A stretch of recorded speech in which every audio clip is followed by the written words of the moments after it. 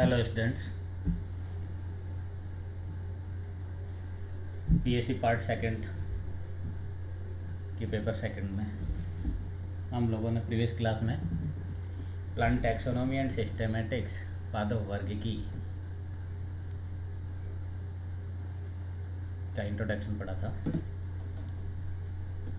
Plant taxonomy and systematics में हमने ये डिस्कस किया था कि जो प्लांट के सिंथेटिक करैक्टर है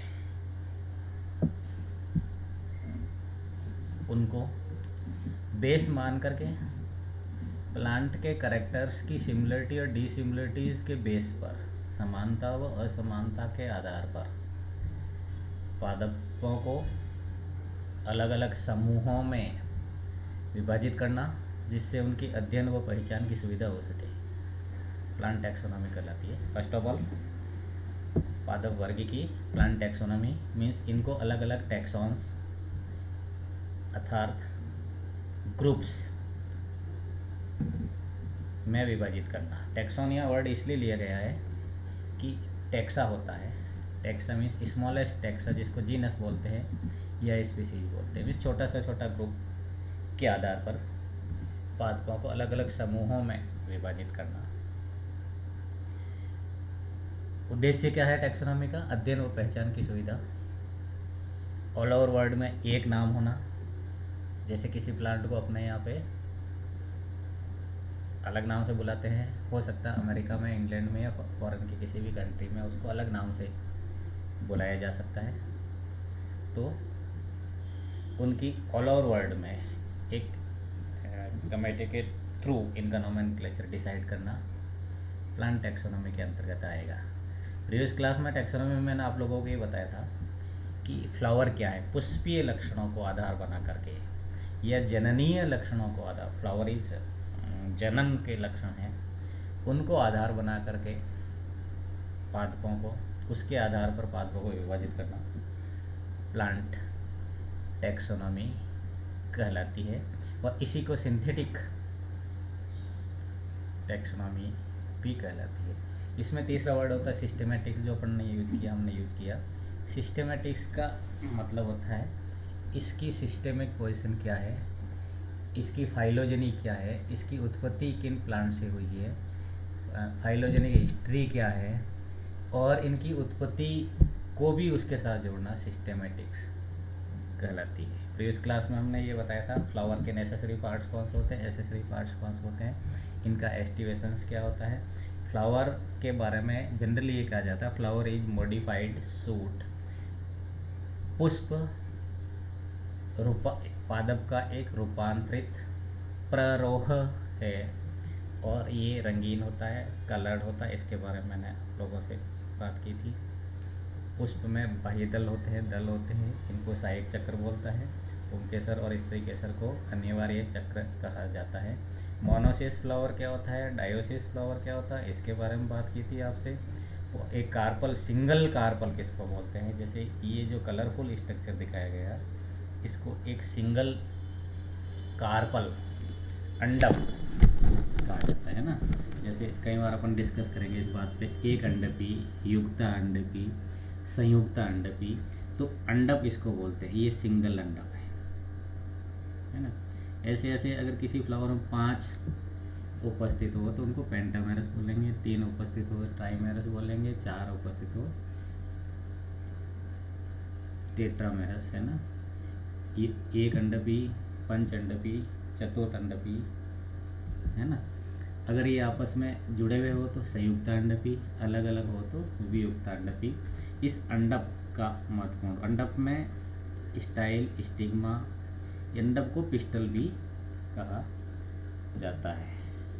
क्लियर। इसके बाद में एंथर्स की बात हुई थी, स्टेमन्स की बात हुई थी।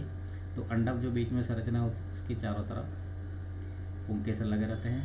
ये पुंकेसर का आधार होता है और इस आधार के बाद में ये पोलन चैम्बर्स होते हैं और पोलन चैम्बर से पोलन्स निकलते हैं। हाइपोगैमस, पेरिगैमस और एपिगैमस फ्लावर के बारे में भी प्रीवियस क्लास में मैंने आप लोगों से डिस्कस किया था। तो अब मेन जो बात है कि जो मैं हम लोग फॉलो करेंगे, ये जिसका क्लासिफिकेशन फॉलो करना है उसका प्राकृतिक प्रकार का क्लासिफिकेशन होगा। प्राकृतिक 3 तरह के क्लासिफिकेशन दिए गए, artificial classification, natural classification and phylogenetic classification. Artificial type of classification में उन वो सभी क्लासिफिकेशन सम्मिलित है जिनमें जिनमें जननीय संरचनाओं या पुष्पीय संरचनाओं के अलावा संरचनाओं को भी आधार मान करके पादपों का वर्गीकरण किया। जैसे सबसे पहले herb, SERB, under herb and trees, means tree, herb और शाखा मतलब जड़ी, इनमें इनका विभाजन किया है ना। उसके बाद में कई ऐसे लक्षण थे जैसे जिनको ये कहा जाता था कि जैसे पुंकेसर, नंबर ऑफ पुंकेसर के आधार पर विभाजित किया, मोनोएंड्रिया, ट्राइएंड्रिया, ट्राइएंड्रिया, डेट्राएंड्रिया, जो भी एग्जैक्ट सो ऑन। तो ये सब हो गए आर्टिफिशियल टाइप ऑफ क्लासिफिकेशन, थियोप्रास्टस से लगा कर लीनियस तक।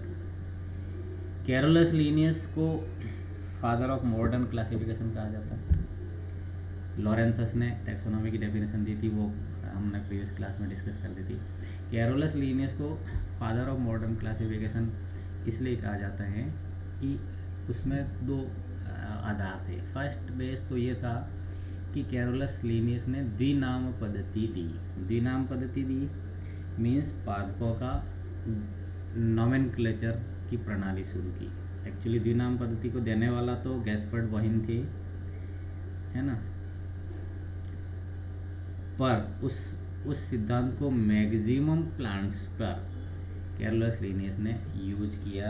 कैरोलस लीनियस ने हर पादप का नाम द्विनाम पद्धति बाइनोमियल नोमेनक्लेचर से नाम का निर्धारण किया। बाइनोमियल नोमेनक्लेचर उसको बोलते हैं, द्विनाम पद्धति उसको बोलते हैं कि पादप का नाम 2 नाम से बना होगा। पहला नाम जीनस का होगा, दूसरा नाम स्पीसीज का होगा, है ना। जीनस का नाम और स्पीसीज का नाम दोनों साथ साथ लिखे जाएंगे, दोनों के बीच स्पेस होगा। जीनस का नाम का फर्स्ट लेटर कैपिटल आएगा, स्पीसीज का नाम का फर्स्ट लेटर स्मॉल आएगा, दोनों साथ लिखे जाएंगे और दोनों को इटालिक्स में लिखा जाएगा। ICBN international coding for botanical nomenclature society का एस्टेब्लिशमेंट इसके बाद हुआ और उन्होंने नोमेनक्लेचर के रूल फैब्रिकेटेड किए और उस रूल के अकॉर्डिंग ही पादपों का नामकरण किया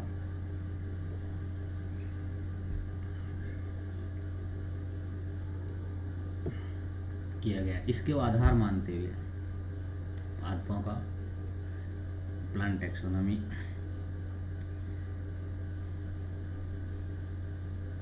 का प्रारंभ हुआ।